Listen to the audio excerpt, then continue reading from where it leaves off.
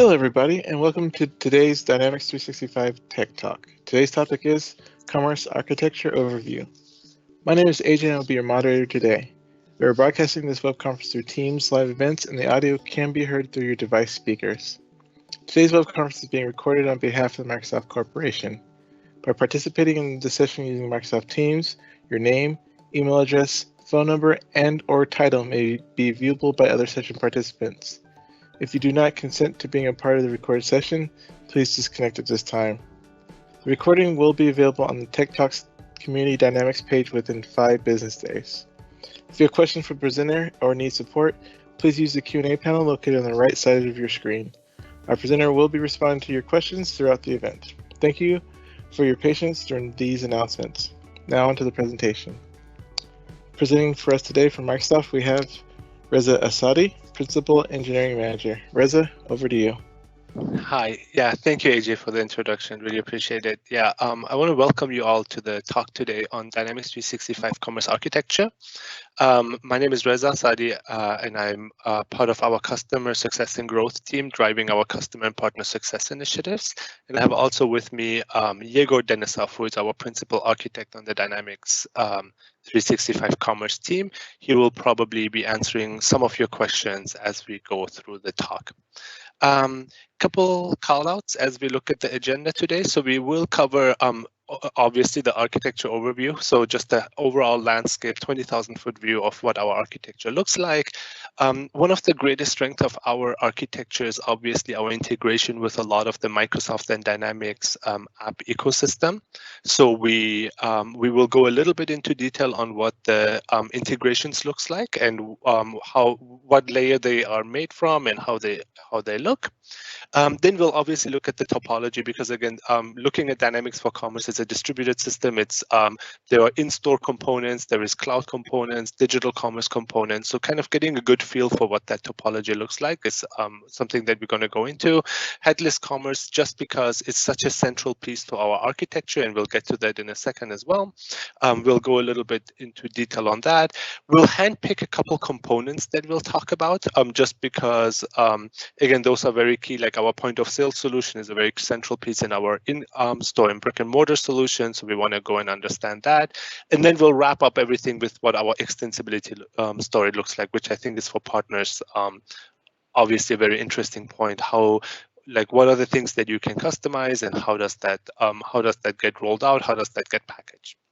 And we'll wrap up with some resources and additional information. A couple other call-outs for folks who are listening in as well.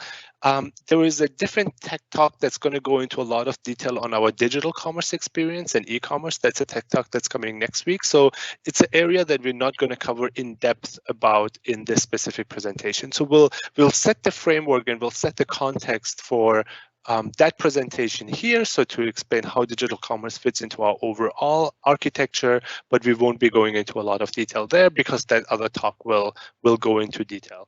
And then the second thing is there's been a presentation a couple of weeks ago by Brendan Sullivan, one of the PMs on our team, to provide a holistic overview of what commerce is and what the solution provides. And that's another talk that we would encourage you to go and view if you haven't done so already. If you're watching this later on online, the recording, just go watch that talk as well before you watch this one. It gives a lot of context on what our solution looks like. So with that being said, let's jump right into the overall highlight of our architecture. And the first section or the first category of components that we want to look at in our architecture are the different user experiences that we provide, because that's really the entry point for our solution today and for how end users actually interact with the system. So we want to just go through those. And it starts really with, most of you might be familiar with the finance and operations application. So this is both our traditional ERP solution where you can access capabilities like finance, supply chain, and other components, other modules that are in a traditional ERP.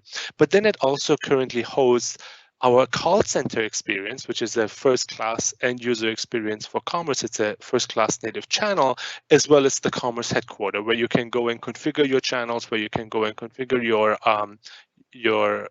overall e-commerce and digital commerce end-to-end omni-channel experiences. So, and I'll go ahead, and for folks on the call who haven't seen that, we'll just pull that up real quick. So this is, let me just refresh this real quick. This is what the Dynamics Finance and Operations application looks like. In this specific case, we've actually trimmed it down to what the Commerce HQ experience would look like. So if you're a back office persona, if you need to set up, for example, your pricing and your discounts, if you need to set up like your retail IT and commerce IT, this is the application. It's a browser-based application that you would go through, and it has tons and tons of modules that you can use to really do that configuration. It's a browser application, as you can see. It's called out over here. So that's something where we just want you guys to have a good feel for what that looks like. Then I'll skip over this one for a second. Then the next application that we provide today out of box is our point of sale solution. And our point of sale solution comes in multiple flavors. It can either come as a browser application, or it can come as a cross-platform application, meaning you can host it as a native application on Windows, iOS, and Android. And we'll get into those details a little bit later. And this is, again, what you would install in your store today to run your business, your retail operations. Now, we call it the point of sale solution today because that's really where it kind of emerged from, and that's where it's developed from. But the reality is that it provides a lot more than just point of sale capability. So we're doing native integration with Microsoft Teams, for example. We're doing some clienteling scenarios on this point of sale application. So it's really developing more and more into a real commerce store application where you can do productivity workflows, where you can do clienteling workflows, where you can do actual checkout workflows. So it's developing into that. But again, just for product truth today, it is still referred to as a point of sale application. And just to kind of skip over there, so this is the browser version of it that you can see. So again, lots of omni-channel capabilities, oral fulfillments, scenarios, for example, lots of analytics scenarios, for example, reports where we integrate with Power BI, and you can immediately in the application see information about your sales data. And then obviously merchandising scenarios where you can go ahead and just browse the product catalog. You can look at the different products that are available along with inventory information, price check. So it's a pretty rich application. And as we said, like there's more and more modules that we are adding over time that go beyond traditional retail and more into also clienteling scenarios that are being embedded in this application. Then the next channel that we support is our e-commerce storefront, which is a website. So as part of our overall omni-channel solution, obviously digital commerce is a really important part. And we have now, starting earlier this year, a native application that we provide as part of our solution offering. And the website is actually built on top of our e-commerce rendering layer, which is based on Azure Web Apps and Node.js. And when we talk about the extensibility of this component, it's kind of critical to know kind of these technologies that we use there. And if I go over here to show you guys a sample website, for example, that we have. This is our demo website. It's called it's our Fabricam website. So as you can see, it's a full-blown e-commerce solution. You can go again browse the product catalog. As I click here, as it's loading, you can browse the product catalog. In this case, there's unfortunately no products available over here, but you can also go and do a full-blown like checkout experience. You can check prices, you can see your order history, everything you would expect from an e-commerce website. And here's, for example, one of our customers' e-commerce websites. You can see the richness of what is possible on our solution and the kind of user experiences that you can build. And the website itself, it's not mentioned over here, but the framework that we use is React. And then lastly, specifically for our digital commerce solution, we also have our e-commerce site builder experience where a marketing person or a content management person can go and actually interact and like design their pages. And I'll show you guys that as well, just so you get a good feel for what that looks like. This is the site builder experience. So you can see, for example, we let you go modify and view the pages that are published, page fragments, media library. You can change your layouts. You can go and again browse the product catalog that we have available over here. In this case, yeah, I apologize for that. Usually it should show up here. I don't know why that error is happening, but you can technically see the exact same products, the exact same catalogs that we have in the point of sale solution and that you just saw on the e-commerce website, also in the site builder experience, which again is a browser application. So very important to note, and I kind of said it throughout the talk, is all of these experiences are fully omni-channel natively. So meaning that they all use the same product catalog, they all use the same order information, and a customer can just pick these up and configure them and get them up and running without any integrations or any custom built integrations between these components. Which really brings me to the second point, which is this headless commerce as a centralized integration point between all these different channels. So we kind of walk through all these user experiences, and to see like what the backbone of these user experiences is, there's really two components to it. There is obviously the back office service, which is our Dynamics Finance and Operations app, which is built on Service Fabric and Azure SQL. This is where this user experience that we looked at a little bit earlier is built on top of. These are the set of services that we support. But then really most of the other capabilities and most of the other services and applications that we have really built on top of what we call the headless commerce, which consists of our commerce scale unit, which is the central web service that hosts all our business logic for our channel side components. It's based on Azure Web App and Azure SQL when it's actually hosted within the cloud, but there's also a flavor of it that's hosted on-prem that's actually using IIS SQL, IIS services and SQL Server. Sorry, SQL Server is missing here, but it should have called that out. Then in addition to that, in order to power our digital commerce experience, we also have our content management system that we discussed a little bit earlier. And that in itself consists of both a content management system and actual digital asset management experience. Both of those are built on top of Cosmos DB. That's just a technical detail because customers and partners who want to interact with it, there is no extensibility here, but there's an API layer that can be consumed. That's how this is exposed. And then lastly, we also have a ratings and review service that's part of our headless commerce, where you can just pick up the service. It natively integrates with our rendering stack, but obviously can be also consumed independently. And lastly, our recommendation service that powers a lot of the end user experiences that are connected to all these different user experiences via our commerce scale unit. And over time, really, this commerce scale unit is the central point of the integration in many ways, with the exception of the headless CMS, because that's where really all these client applications and all these client user experiences are connected to.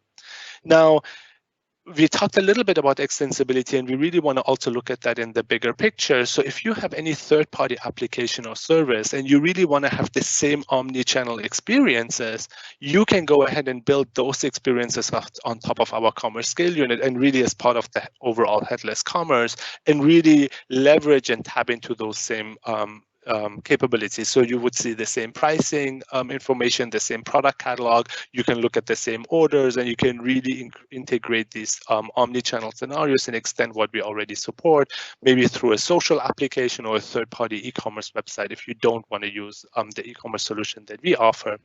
On the flip side of that, if you have a third-party service that provides omni-channel capabilities like a tax service, a shipping service, a payment service, you can build those integrations on top of the commerce scale unit, and they will then again become available in an omni-channel fashion across all these different client experiences and user experiences that we have. So with that being said, again, a central piece to our solution, we also want to talk a little bit about data and how you can tap into the data of this entire solution. So the two components or the two services that we integrate with that are really key here is obviously one, the common data service. So for everyone who is familiar with the Power Platform, you know that that's really the central store for all your business data. And the way that that integration works today is via the Dynamics 365 back office. There is a dual write capability that we support that synchronizes data periodically from the finance and operations application down to the common data service. One thing that we forgot to mention, again, in the context of the headless commerce, because the ERP today is independent from the headless commerce, is there is two integration points between the commerce scale unit and the finance and operations application.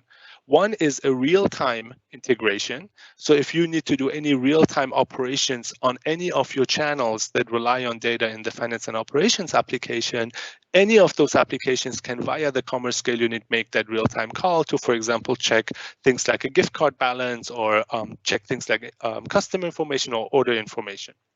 At the same time, we also have a periodic data sync that's configured between these two components fully natively, and customers can choose to configure it to run every 5, 10 minutes, every hour, or every day, that periodically synchronizes transactional data back into the finance and operations application, but then also master record data back into the commerce scale unit. That means that ultimately the finance and operations application as of today is the central data source and the central source of truth for all the transactional and master record data. Now, from here, as we just discussed, we also do the to the data sync via the dual write capabilities into the common data service, which powers really a lot of the rest of the Dynamics ecosystem. But at the same time, we also can set up integrations into Azure Data Lake, which in turn then can be used to create reports, integrate with Power BI, and integrate with any other kind of third-party like solution that you might have built on top of the data. And really, in the spirit of really using these capabilities ourselves, we also have set up the integration from Azure Data Lake for a lot of our transactional data into our recommendation service in order to power that AI. So we rely on that same transactional data for us to give that level of product recommendation. And we also leverage just exactly the same infrastructure that we provide externally. So it really, we help make that flow better. Now, as we discussed, because it's built on top of the common data service, and that's the unified data layer that we provide, that whole interconnected business experiences with the other Dynamics applications like Dynamics Sales, Marketing, Customer Service, Fraud Protection, and Customer Insights is all fully integrated through this integration point. So this is something, again, if you're familiar with these applications, this is where we kind of flow the data back and you can set up these interconnected business processes. The opposite is obviously true as well. So if you're already an existing partner or customer that has built a practice on top of these applications via the common data service, you can actually make that wealth of data available back into the commerce ecosystem and really use it to power your channels, whether it's a point of sale application, a storefront, or traditional ERP. Lastly, we also want to talk about the fact that besides the Dynamics ecosystem, we're also tightly integrated with other Microsoft services. And really two that we want to call out here, and there is more that are both coming and that are being developed right now, is one is Microsoft Bing for Commerce, which we use for our product recommendations or product search capabilities. So again, like if you have any kind of product search in your point of sale solution, in your e-commerce storefront, in order to make that both contextually relevant and contextually relevant and actually also have strong performance there, we leverage Microsoft Bing for Commerce because they know how to do search really, really well.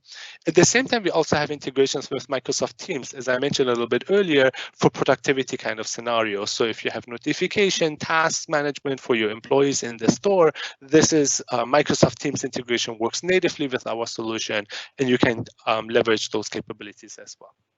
So again, a fully natively integrated omni-channel set of experiences that you can get without any custom code, without any custom integrations, out of box in our solution today, really built primarily on top of our headless commerce capabilities, where you can expose these business logic that we've developed, as well as any third-party integrations and third-party or first-party native services that we expose to all your different channels, all natively integrated already out of box with our unified data solution, both with common data service that powers our additional Dynamics 365 applications and Azure Data Lake Storage, which powers some of your analytics scenarios. And then again, first-class integrations with other Microsoft services that you guys already might be using and might be getting tons of value from.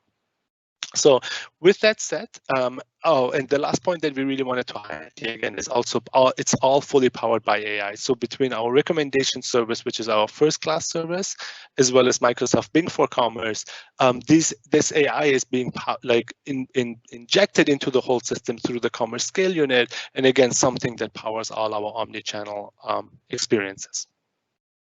With that being said, we also want to talk a little bit, because it's the architecture talk, about the nature of these different components and how they behave and how you should really think about them. And the way that you should think about them is really in three categories. It's components that are on-prem, and you're as a customer or you as a partner will manage the application lifecycle of those applications. Then there is a second category of applications which are hosted in the cloud, and the customer still manages the application lifecycle of those applications. And then lastly, applications that are hosted in the cloud but are fully managed by Microsoft. And what we really mean here is that these are multi-tenant services that Microsoft manage from an infrastructure perspective. Microsoft manages the deployment and the servicing, and Microsoft fully manages the monitoring and alerting and maintenance of those systems. So this is something where you can just tap into right away, and you don't really have to worry much about how these are managed. Like, we just give you those capabilities out of box, but at the same time, these are also non-extensible because we control the application lifecycle. There is no good mechanism today for you to go and do any customization there, and in many ways, that's really also not really needed. These components, on the other hand, are again the monitoring and the infrastructure are managed by Microsoft, meaning we make sure that these services run, we make sure that they're properly monitored and maintained, but you as a customer actually manage the ALM of them, meaning you can decide when you want to take up a new version, you can decide when you roll out, like for example, when you roll out a new customization on top of them. And the main reason why you control the ALM of these applications today is because they're tightly changed or tightly are integrated with those end user experiences. So for example, if we're rolling out new capabilities in the point of sale and you're going through a test pass and you want to control when those changes are being actually rolled out, this is why you control the ALM on these components. And then some of these components today are single tenant and single instance, meaning, for example, for finance and operations or e-commerce, you have one instance globally that for these two components that basically all your data lives in.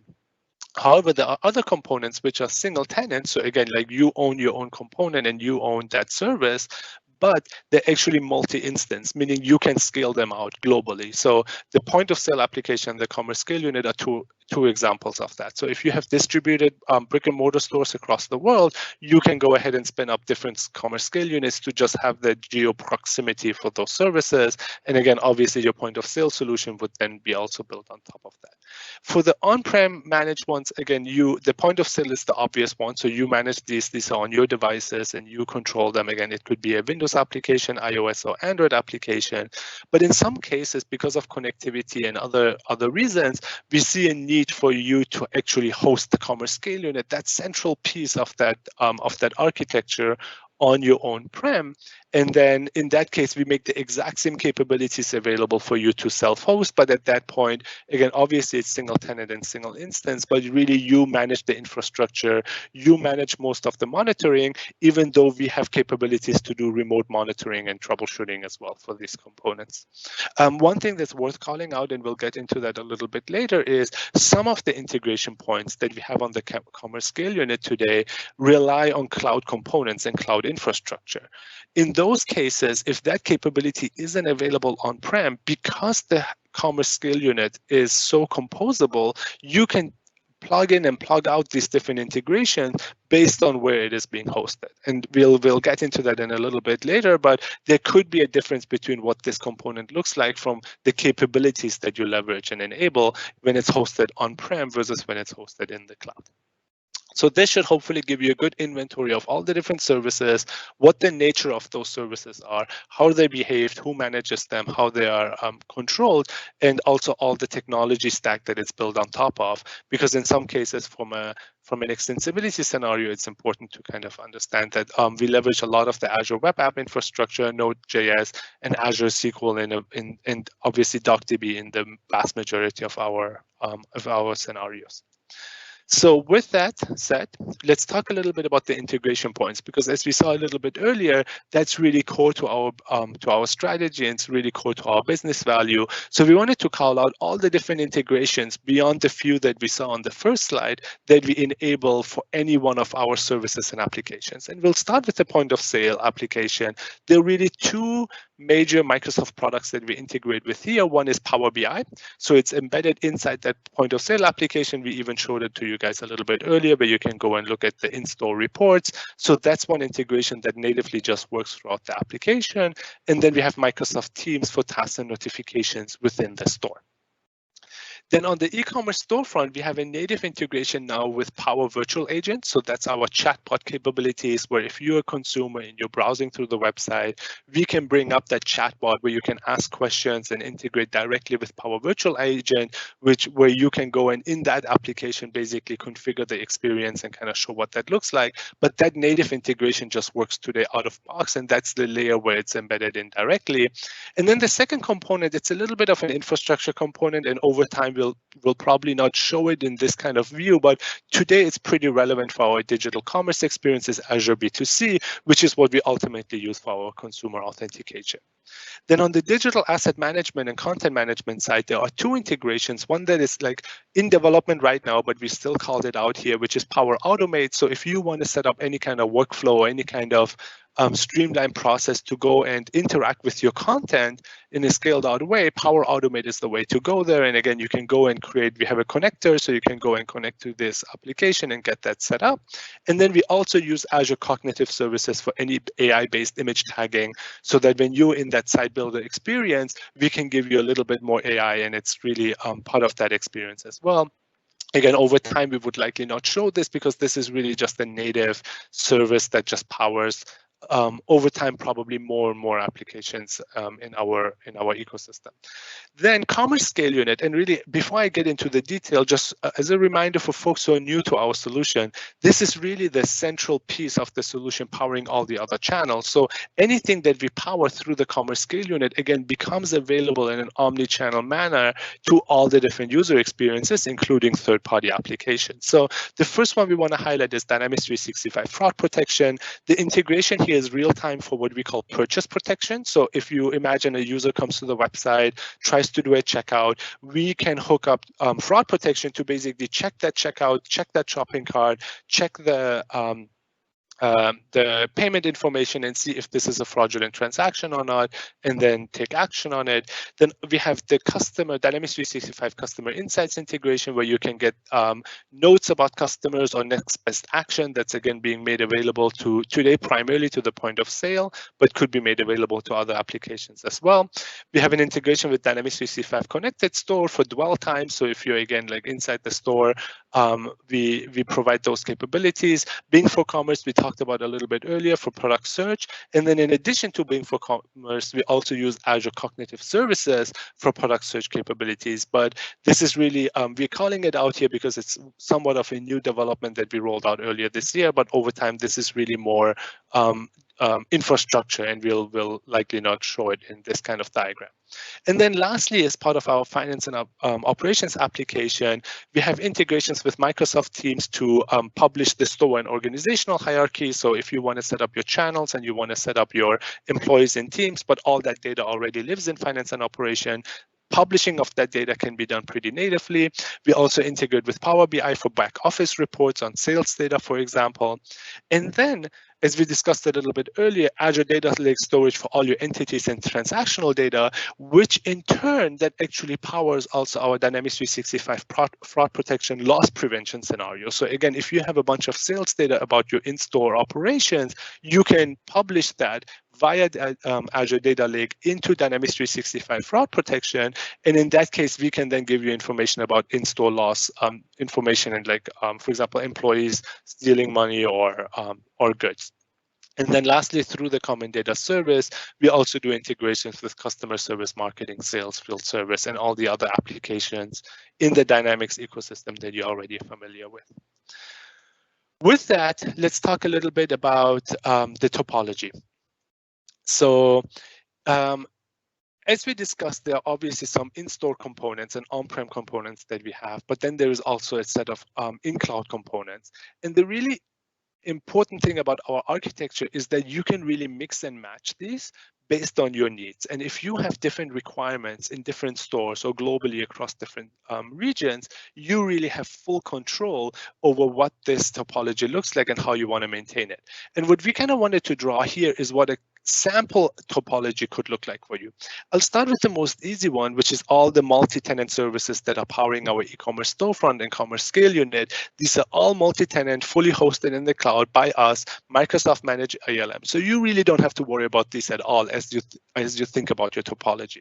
However, for the point of sale commerce scale units, finance and operations application, and the e-commerce storefront rendering layer, you do have to worry about it. And really the three type of regions that you can have, or the three examples of setup that you can have is, the first one we talked about was everything is in your store. So let's say you have bad network, you just have very low tolerance for potential outages or for losing connectivity. You can have a point of sale solution that's hosted in your store, either the browser app or is a cross-platform app that's built on top of that commerce scale unit that's hosted on-prem, and you maintain it. It's hosted in IIS and SQL Server, and this is fully under your control. Then the second type of region that you could have, as we talked about as part of your scale out story, is you could have a commerce scale unit built based on Azure Web Apps and Azure SQL, and your point of sale browser and cross-platform application just connects to that cloud component. And again, like if you have multiple stores that are connected to it, they will all share the same transactional data at that point, and they can they're fully integrated in that way. And then you could have your what we call headquarter region, meaning that's where your real finance and operations application lives, and along with with your headquarters. In a lot of cases, your commerce, your rendering stack would likely also, for your e-commerce digital experience, would also be in the same region, even though it doesn't have to be. So this e-commerce rendering layer could be in any other region as well. And then again, in this same region, you could be hosting multiple commerce scale units, one dedicated to your e-commerce store rendering and another one dedicated to your point of sale operations. Maybe you want to choose that topology so that you can independently service these. So maybe you want to roll out different versions in your e-commerce storefront more quickly than in your store, so you want to separate that. Or maybe you just, for scale reasons, want to split these up so that you can scale independently based on the load that you generate in each one of these. Now, if you take this picture and kind of just look at it globally, this is really what it would look like. So you could have, again, like a region where you have it self-hosted, you maintain the data center, you maintain the server, you have your stores connected here. You could have a secondary region where you run your brick and mortar operations. You have a dedicated commerce scale unit, that's where it's running. And then lastly, you'll have a third region where your headquarters is, your rendering layer for your e-commerce, and your scale unit. And again, you could have more brick and mortar stores connected to this region as well. Now, one question that we get asked quite a bit is, if your e-commerce rendering layer is currently hosted in just one region, what does that look like when you have visitors from around the world? And the first call that we would like to make out there is that architecturally, we have the capability to host this component in multiple regions. The missing piece here is really the ALM story. So making sure that the deployment infrastructure is in place so customers can do this at scale. And that's something that we're actively working on. But today, that's the main limitation, but architecturally, there's no reason why this has to be limited to one region. Second of all, because there is also today a tighter coupling between one commerce scale unit and one rendering layer, we unfortunately do not have the capability to connect to multiple commerce scale units, which means you ultimately have to do that round trip anyways to that one specific commerce scale unit to get all your product data, all your order history, all that other information. So whether you, as from your browser, make that call to the e-commerce rendering layer that's hosted locally, but then have to make that second hop to another region for the commerce scale unit, or both of them live in the same region, based on our current architecture, that's there is no big difference. That's why this is only supported in one region today. Again, it's a limitation that we're actively working on resolving so that even this component can be scaled out over time. So that's what the geo distribution looks like. And with that, really, because we talk so much about this headless commerce and this commerce scale unit, we really want to kind of look at what that architecture looks like and what we provide there. And I'll start with this component in the middle, and then I'll branch out to the sides. But really, there are 4 layers, if you think about it, in this commerce scale unit. First, there is an Azure Web App or IIS web service, which we mentioned multiple times now, that hosts the actual commerce scale unit web service. And then there is a second layer, which is our data layer, which is hosted in either Azure SQL or SQL Server based on whether it's in the cloud or on-prem. If you look at the actual service, it consists of 3 layers. So one layer is the OData endpoint, where we have all our OData APIs. broken down by the different controllers, both the ones that we natively support, for example, a search controller, payments, cards, pricing, or any third-party controllers that you want to export yourself. Could be, for example, a shipping controller, which we don't support at all in our current native solution or don't provide as a native capability in our solution, but also something where, for example, we do have a tax controller and a tax service, but you might still want to override it and add your own controllers here as well. And that's something that we support. Then we have a set of middlewares. So think about the middlewares as these are libraries embedded in the service. This is not its own standalone microservice, but this is really for each of these web services, whether it's hosted on-prem or in the cloud. We natively provide authentication capabilities, authorization capabilities, exception handling. So really, you don't have to worry about it as you develop your extensions. And then lastly, which is the heart of this headless commerce, is our commerce runtime, which consists of all the different services that we natively support, as well as all the third-party services that you might be developing on your own. And for the ones that we natively support, they can really fall into two categories.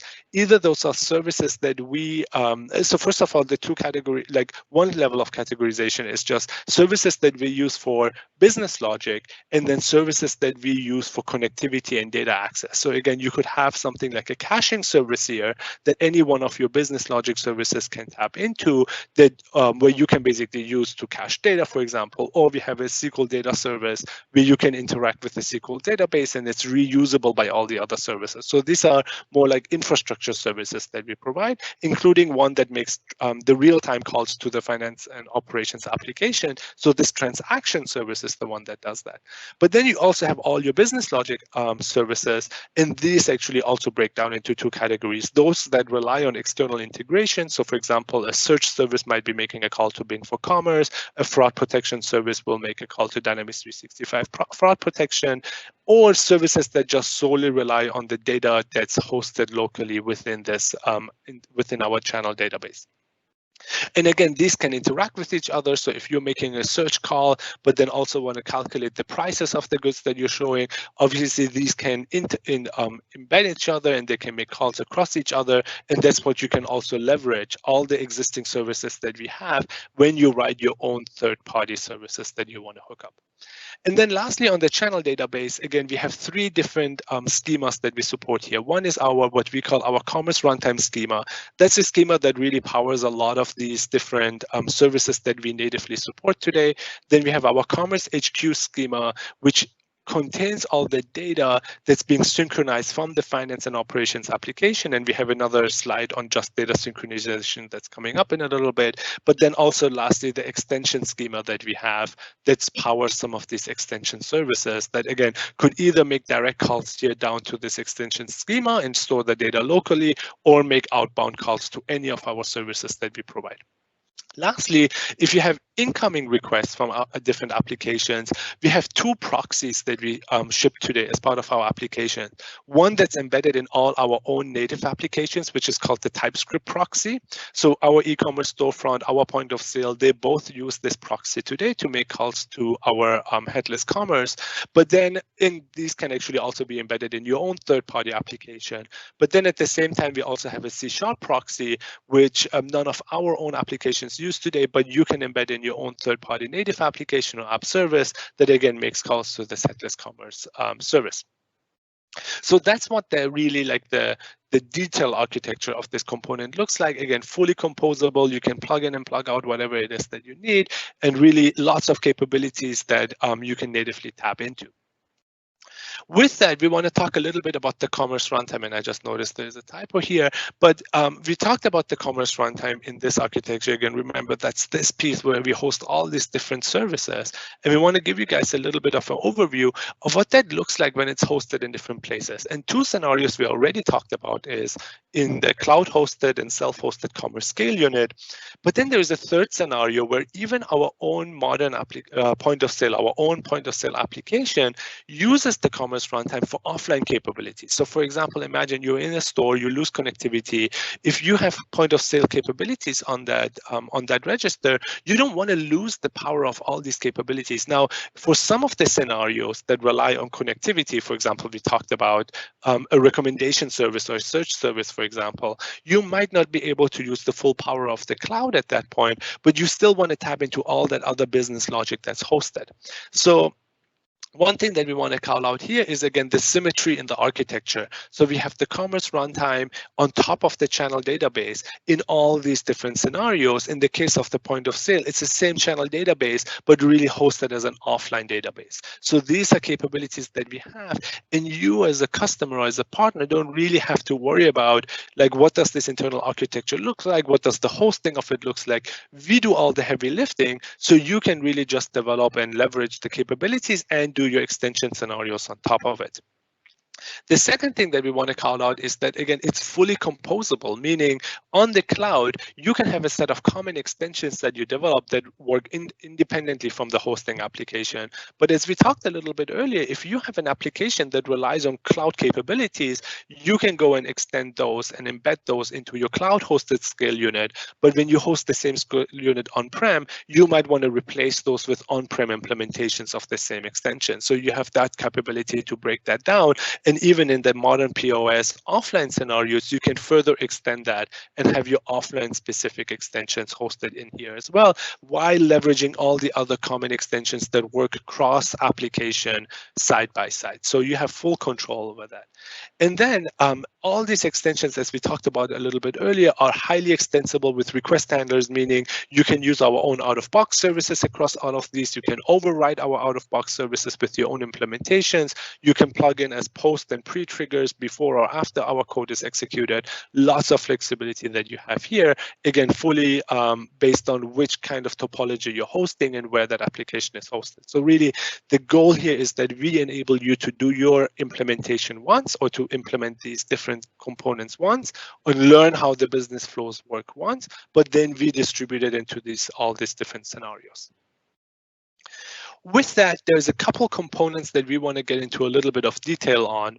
And one of the, again, like we talked about it so much, is our point of sale application. So we did want to talk a little bit about the architecture of what that looks like, specifically as it comes in different flavors. And again, also highlight once more the symmetry in our architecture, meaning how we develop things only once, and we allow you to also write your extensions only once, and then make sure that they're available in as many places as possible. So we already talked at the modern POS architecture, which consists of the Windows application powered by a SQL Express or SQL Server for the offline database. Again, you can have our own out-of-box schema here, or our extension schema. Our commerce runtime could have our own out-of-box services and extension services.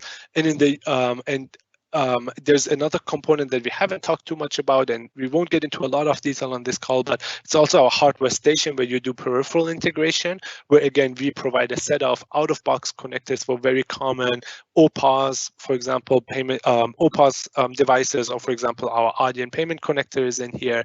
But then again, you can very easily go and write your own extension connectors that connect to any kind of peripheral that you want to do. These two layers, along with, so there's also our UI layer, which is fully HTML JavaScript based for our Windows application. Again, we have a set of out-of-box pages and controls that we support. And once again, you have full control over the extensibility here, and you can go and write your own extension pages, your own extension controls. And these two layers talk to each other via our native client broker that we have. So any kind of, again, offline scenarios or hardware integration that you want to do would go via this specific client broker. Now, for our cloud point of sale solution, we take the exact same out-of-box pages and controls that are embedded directly into this application here, and we actually host them in our commerce scale unit as a set of artifacts that are accessible by different applications. The first and foremost important one here is that obviously the cloud point of sale, where the browser can just directly interact or download this content from the web, and a user can see it. And really, if we go back to this experience that we saw a little bit earlier, this is exactly what's happening here. So we're connecting to the URL for our commerce scale unit, and that's really where the HTML JavaScript for the point of sale solution is hosted. Obviously, for all the server calls, it goes back to the Commerce Scale Unit web service that we talked about a little bit earlier. Now, the way that we support our iOS point of sale native application is almost in a very similar way, where we have a native shell that we publish, and then that UI layer, that content that's being rendered in that iOS application comes fully from the cloud, from that Commerce Scale Unit. So from an application lifecycle perspective, you really don't have to change the shell often. You can actually uptake new user experience across your point of sale by just updating your Commerce Scale Unit, and you don't have to update this native shell unless there is some very concrete capability that we might want to expose over time that requires a new shell update. Otherwise, this will work seamlessly. Now, as you can imagine, though, the one downside or the one flip side of this architecture is that there is no native offline capability that we support for the iOS point of sale. So this is online only mode, and because it relies on the content from the cloud, and it's not hosted within the application in the application itself, the same strength that gives you that that flexibility and updating this independently is also what limits you in order to use offline capabilities, at least today. Lastly, our Android point of sale is a bit of a hybrid of what we saw with the modern point of sale, which is Windows-based, and the iOS-based one, in that we, again, don't host the actual content of the application or the actual user experience natively on the application, and it instead comes from the Commerce Scale Unit. So once again, also there is no offline capability, but at the same time, we have actually embedded hardware station integration into the Android app, meaning if you want to do any kind of hardware integration here, you can do it natively through the hardware station, through either our own out-of-box connectors or extension connectors. The way that you do hardware integration, again, there should be a box down here that's missing right now, but the way that you would do hardware integration from the cloud point of sale or the iOS point of sale is via a component that we call the shared hardware station. And again, in the spirit of symmetry, it's the exact same binaries that we host natively into these applications, but it's just hosted as an IaaS service that these applications can connect to. But in the case of the Android point of sale, just to remove the requirement for that component, we have already started to natively embed hardware station inside that application. Now, the reason why we don't expose those capabilities today in the iOS is not a product decision, because we do think that those same capabilities should be here. It's just a roadmap discussion, meaning we just haven't done the work to make it portable on iOS as well. And the reason why I picked Android was just because there was more demand at the time where we developed this for the Android solution than there was for the iOS solution. But this is something that's in our roadmap, and that's a capability that's coming and really true to the vision of how we think these applications should behave. And even with offline capabilities over time, we would look at options that would allow us to bring those capabilities to even an Android or iOS-based application. It's just a longer roadmap discussion that we will have to have. The second component detail that we wanted to get into is really the data sync framework, because again, we talk so much about the headless commerce, but then at the same time, the ERP solution that's hosted in the back office. So we just wanted to make sure that folks understood really what that data synchronization model looks like. And the way to read this diagram, I know it looks a little bit busy, but once we get into the detail, it'll become a little bit more manageable to kind of consume this, is everything that you see that's blue, light blue, is our primary back office data that we synchronize. And that is mostly, again, remember that data is entered in the back office application. So whether it's my product catalog, whether it's my pricing information, all of that is basically developed in the back office, and that gets synchronized into the channel database via the headless commerce into all the different channel flows.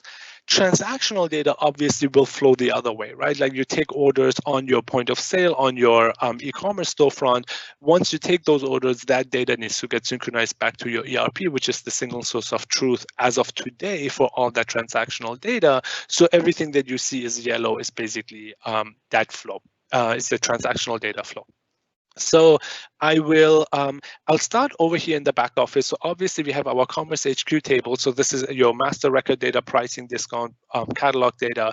We then have a component which is a set of data synchronization classes. So that's X++ code that's hosted within this finance and operations app runtime. If you don't know what X++ code is, there is lots of information out there on just the finance and operations app architecture, which unfortunately we can't really get into a lot of detail in today's talk, but you can go and read up on that. But those classes will basically generate zip files and CSV files that contain that data that's stored in an Azure blob. And from that Azure blob, it then gets synchronized into all these different components. So the easiest one is obviously the Commerce Scale Unit. That's the cloud-hosted components.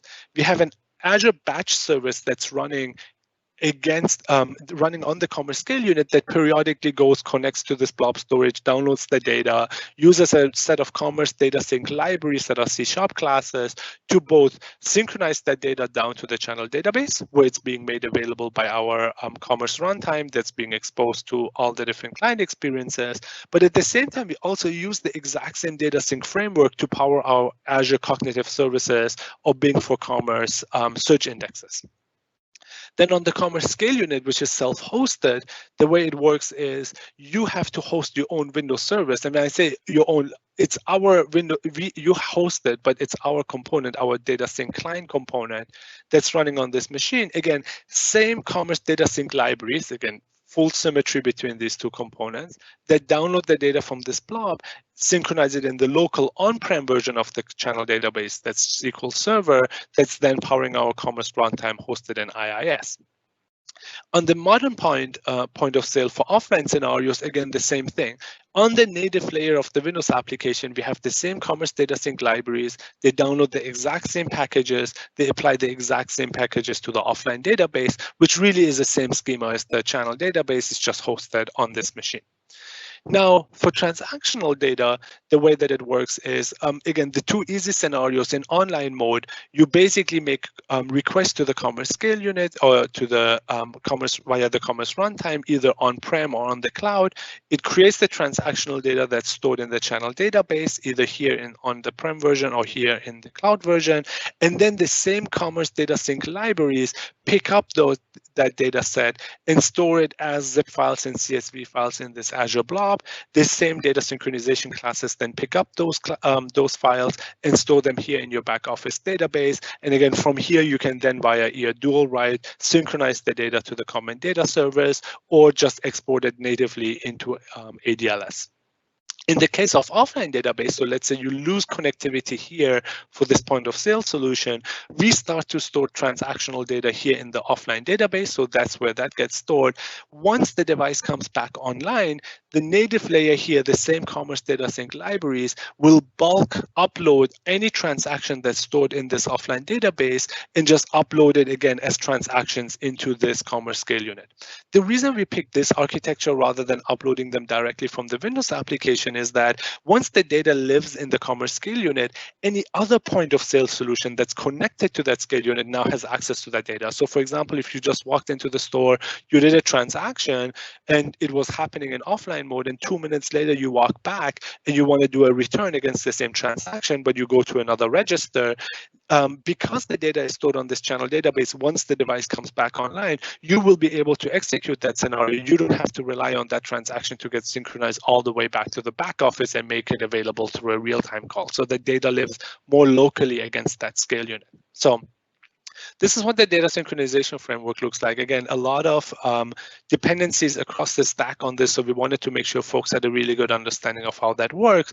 And again, the part that we're not showing here, but kind of is implied based on the previous slides we saw, this back office is where you then take all the master record data, all the transactional data today as per our current architecture, and synchronize it down to other components, other Dynamics 365 applications, Power Platform.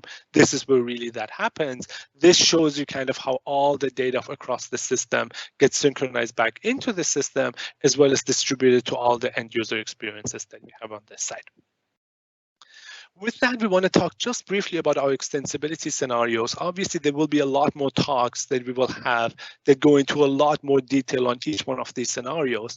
But we wanted you to have a really good understanding of what that flow looks like. Like, how do you go from our developer experience and our SDK? What do you compile? What are the artifacts that we generate, and how do you get them actually deployed?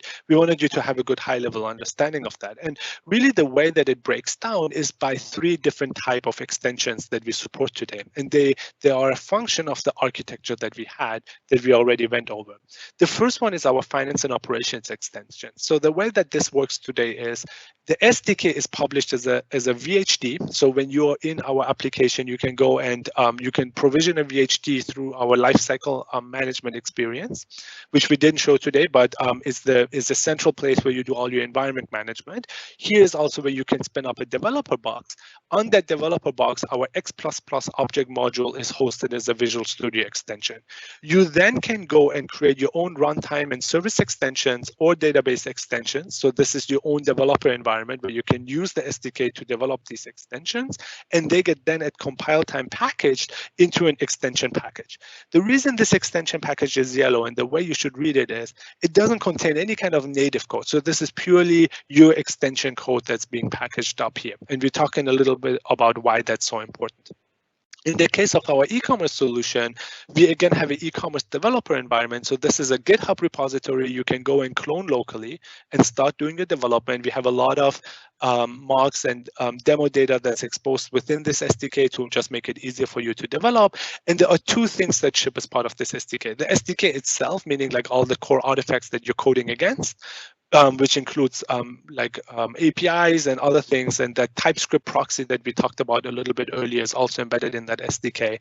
But then we actually also give you a set of modules, themes, and data actions, that's again JavaScript and HTML, that basically allows you to get running and get started with your developer experience much, much faster, and we really call that the SSK in our case.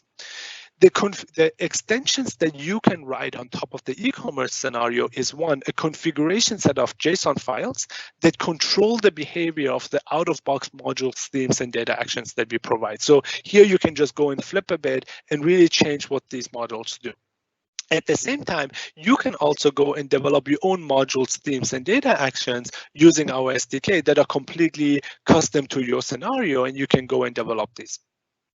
When we then go and compile this component, we really compile it into what we call an e-commerce extension package that contains both your own customized modules, themes, and data actions, along with the configuration file, but also all the out-of-box modules, themes that we provide to you. So that's the way how these actually get delivered. And if you really wanted to, even though we don't always encourage it, but there's something that you have full control over, you can customize these modules that we support out of box as well if you want to just tweak the behavior slightly. Lastly, we want to talk a little bit about our headless commerce and POS extensions. And again, as you saw, these two components in different variations are kind of tightly coupled together. So the way that this works is, again, you operate on a finance and operations VHD. So that's where you do your developer, that's where your developer experience happens. And the components that we exposed here is, again, the commerce runtime libraries that we already talked about at length, the channel database schema that's natively powering these different scenarios for the commerce runtime, and then the native POS UI and runtime, which is JavaScript and HTML, that basically has all the core pages and components that are natively embedded in our point of sale. And then for the commerce runtime and for the POS, we also ship a set of sample code that you can use in order to get started with your extensions. Again, in your developer environment, then you can go and create runtime and API extensions for your commerce runtime. So you remember when we broke down that commerce runtime, it showed all the yellow boxes. So those yellow boxes are really these extensions that you can develop. You can develop your SQL database extensions and your point of sale UI and runtime extensions. And what then happens at compile time is we really generate three types of packages. We create one package, which is our headless commerce extension package for cloud components, where we only take your extension code and we package it up. But then for the on-prem installer of the headless commerce component, so the one that you deploy locally on your own environment, the way that it works today is we package your extensions along with all our own core capabilities into one on-prem installer that has your database, has all our native point of sale solution or our native commerce runtime, along with your extension code. Over the long term, obviously, we want you support independent packaging and independent servicing of the core installer logic and the extension packages. But as of today, that separation doesn't exist yet. It's in our roadmap. It's coming soon. But as of today, we still package both of them into one major installer. That also means, and this is a limitation of our service, if you want to uptake just new core capabilities, but you're not really changing your extensions, you have to, at the very least, update your SDK and repackage this component. in order to get those core capabilities. And for the modern point of sale, it's exactly symmetric, right? So you have the same commerce runtime, the same channel database, same UI, along with your extensions that get packaged.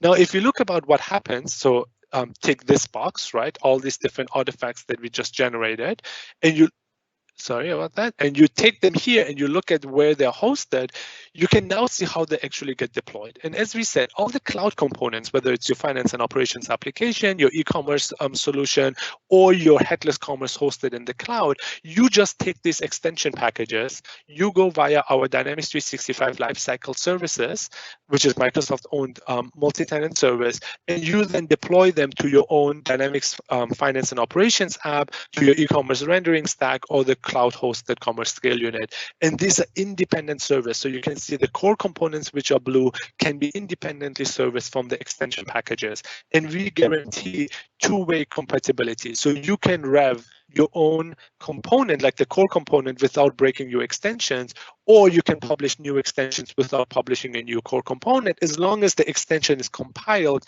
against the version of the application that's the same or older than what's deployed.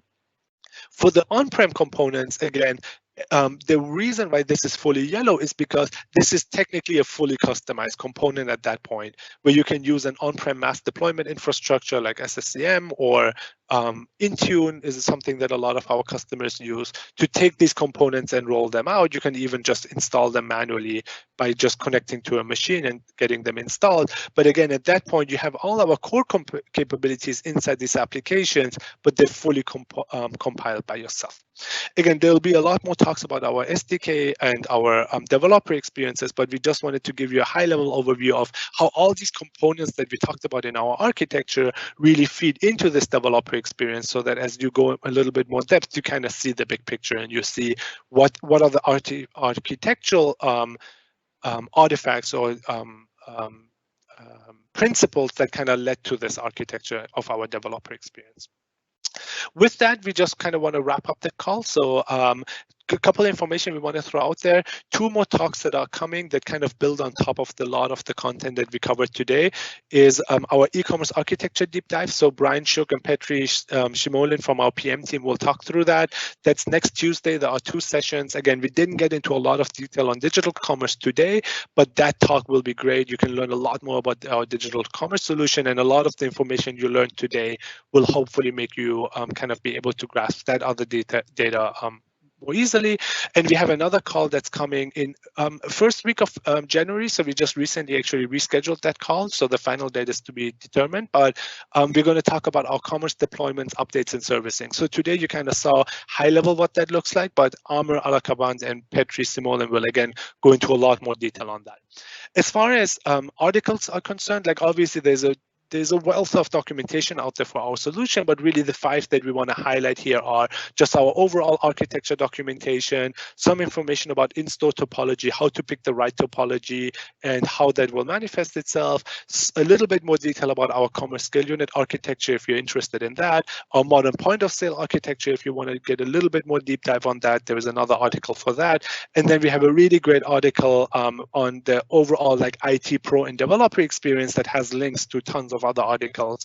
So that's another really good starting point if you just want to get started and kind of learn about the whole solution. And if you want to get in touch with us, there are 2 really great ways to do that. One is the Commerce Yammer group that we have. So you can go to AKA-MS Commerce Yammer group. If you're already part of our partner program, or customer program, you'll be able to access that. Otherwise, you have to go sign up. And obviously our commerce forum, so you can just post questions, and folks from our core product team and our partner team will answer any questions that you might have. I will check real quick if there is. I'll leave just a couple minutes for our Q&A here at the end real quick. And see if there is any questions. Okay, there's one question that I just see here posted about if you want to synchronize data with your third-party ERP, and I'll go ahead and publish this question. How would that look like? So if I go real back, sorry for the scrolling. If you go back to this architecture diagram at the very beginning, so if you, there are 2 things that that are really critical here. One is you can even bring your own ERP in reality and basically use that to power your back office, and then your headless commerce will still connect to our back office, but the only for Commerce HQ, like setup and configuration of your channels, not for actual ERP capabilities.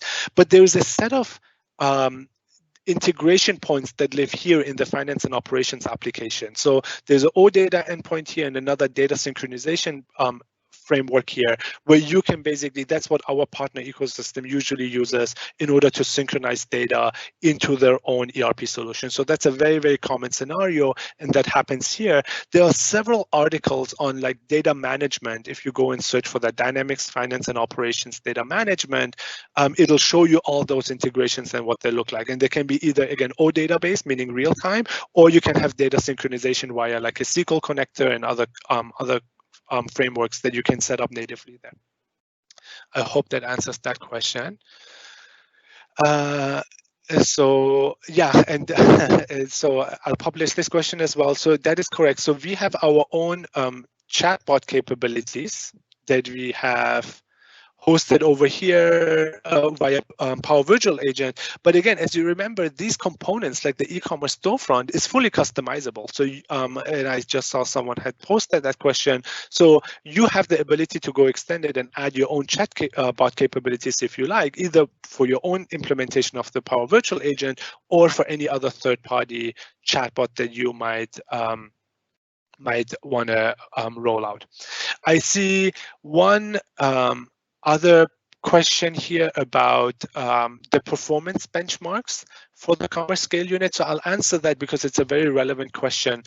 So we haven't published currently the performance benchmarks for our commerce scale unit. It's an activity that we usually go through with customers as they onboard to our solution via our fast track solution architecture team. So a fast track solution architect will work with you, figure out what your load looks like, and make that decision with you. But we understand that this is a more common question that keeps coming up. So we are actually working on a document that will provide much more prescriptive updates and guidance on what that would look like. So that's a document that you can expect to come out in the next, we hope, month or two, where we will give you very clear, like, hey, based on your footprint,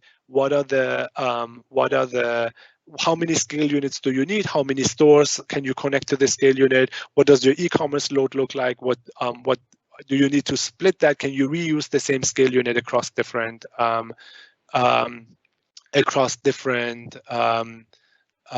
components or not, including your e-commerce and your in-store?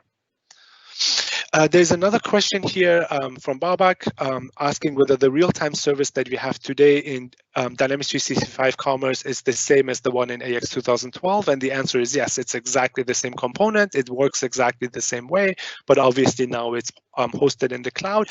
And one really important topic that we didn't get to here because it's a little bit beyond the scope, but we also have two components that we call our N-1 connectors.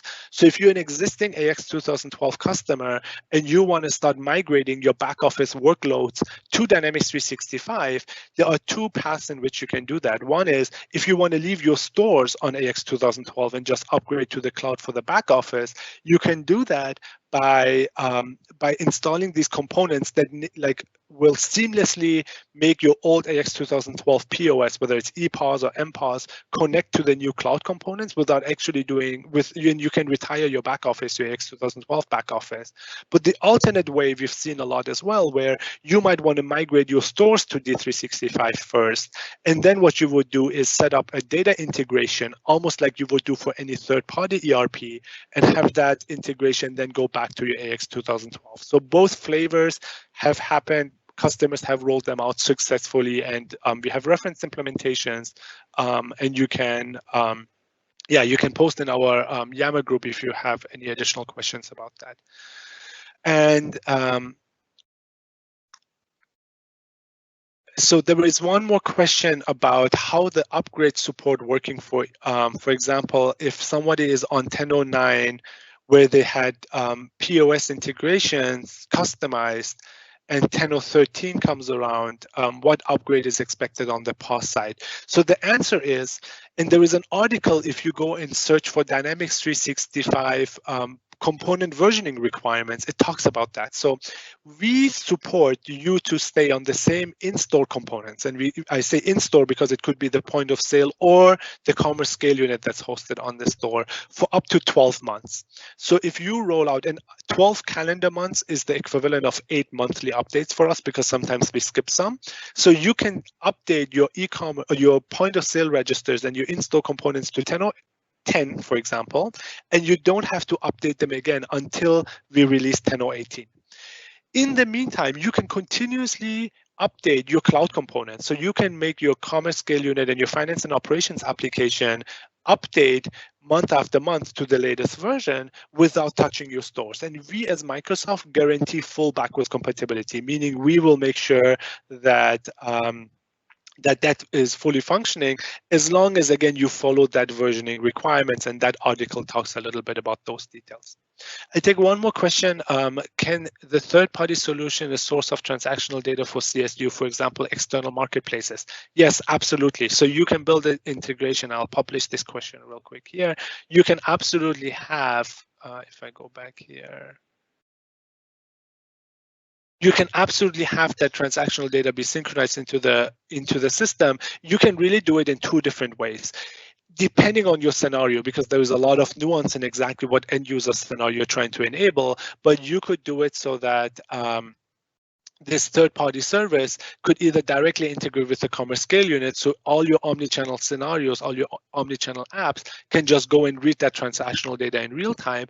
Or if it's more similar to like a ERP integration, you would do it via data integration here on the back office. So you would do this data synchronization that we talked a little bit about earlier when somebody asked about the third-party integration. But that, yes, absolutely. And we have a lot of customers today, for example, that have their own third-party e-commerce solution, but they haven't built their third-party e-commerce solution on top of our commerce scale unit. They have built it, for example, let's say a Shopify, for example, where that's where they go and take the transactions. What they then do is they synchronize that transactional data back into the back office via that data synchronization framework. But once they do, it's now part of this ecosystem. So these customers can do very easily things like BOPIS scenarios, like buy online through my Salesforce Demandware website or my Shopify website, but then come into a Dynamics 365 powered store on the point of sale, recall that order and complete that order with all the payment tokens and all the payment information in a full omni-channel manner without really knowing where that order came from. So that integration works today. We have lots of reference implementations if you're interested. Okay, with that, I will wrap it up and I will give it back to AJ.